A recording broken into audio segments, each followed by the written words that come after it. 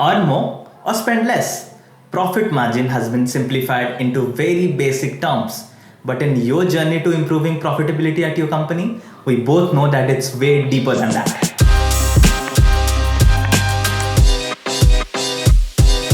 Hey everyone, this is Shushruth from EngageBound, and I've helped companies create impactful advertising for a little more than half a decade. I've been running Mindbound Creatives and we're completely bootstrapped and profit oriented. What do I mean when I say profit oriented? Some companies are revenue oriented and some are profit oriented. Revenue oriented companies focus on how much they are earning mainly because they need time to break even and make profit. Profit oriented companies price and execute to bring in more net profit. Profit can mean different things for different people, but to set a context for our understanding, we are talking about how much money you make after your expenditures and taxes. Here are a few methods we have used ourselves to increase our profit margins, and you can do the same. At point number 1, there is profit first approach. It's a counterintuitive approach to making profit, which was discussed in the book called Profit First. According to this book, your mind works according to how much money you have in your account. If you have $1,000, you will end up spending the $1,000. If you have $5, then you'll end up spending the $5. The idea here is to separate profit before the expenditure. So you can create different bank accounts, one for profit, one for taxes, one for salaries, etc. And as soon as you get money in your account, you send your profit to the profit account, tax to the tax account, and so on. In doing so, you have money saved in other places than your real operational account. Psychologically, you will strive to do better at your business by doing this. We started doing this from the very beginning in our business, and it has helped us to remain profit focused and increase our margins. On point number 2, differentiate between need versus want. Having all the resources and money can keep you stress free from a survival point of view, but it can also have bad impacts in the long run. How? When you have less money, you do what is needed, but when you have more money, you do whatever you want. That's a place where you need to be very careful. Our world is filled with amazing marketeers and salespeople who will convince you that theirs is the particular product you need to success in your business. And our human mind will look for solutions which will make our work easier and better. But you need to be very decisive there. Instead of hiring your dream expensive agency, you can get the same quality work done from EngageBound. You get the same business results and grow effectively without worrying about money. So when you don't have much money, be careful, but when you have more amount of money, be even more careful. On point number 3, lose now, win later.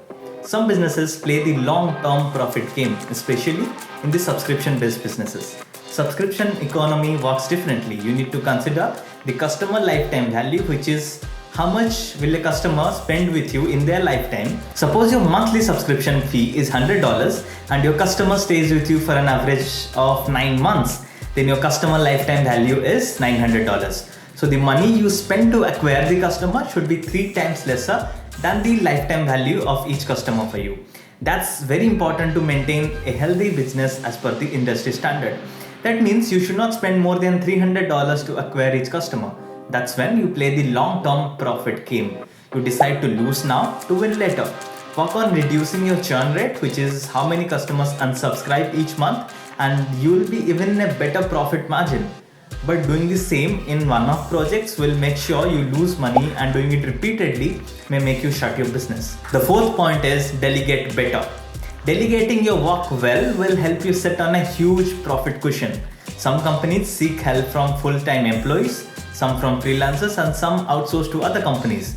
If how much you charge is one half of the game, then how you delegate is another half. What you should look for people or companies you should delegate to work with. I call it the CPF rule of hiring. C for communication, P for pricing, and F for flexibility.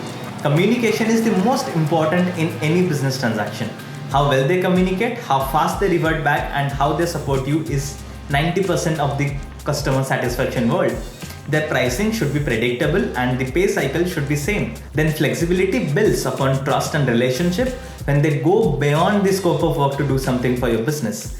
The market lacks such companies, so we created a better way to outsource at EngageBound. We ensure the best communication through our proprietary dashboard, Slack or WhatsApp. Its affordable flat pricing structure makes sure you avoid negotiations and jump directly into the work, and it's flexible even with a 7-day money back guarantee to keep our member satisfaction always a priority.